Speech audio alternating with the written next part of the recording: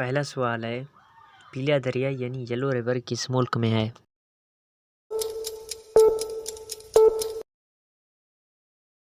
इसका जवाब है चीन। अच्छा, ये बताइए ऊंचाई के लिहाज से दुनिया का सबसे बड़ा पहाड़ी सिलसिला कौन सा है? जवाब है हिमालय। पाकिस्तान कहाँ वाक़या है? वस्ती एशिया में या जनूबी एशिया में? जवाब है जनूबी एशिया। कौन सा मुल्क है सबसे ज़्यादा कपास पैदा करता है?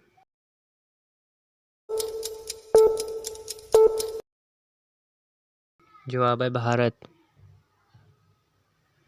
अच्छा, पाकिस्तान में सबसे ज़्यादा बोली जाने वाली ज़बान कौन सी है?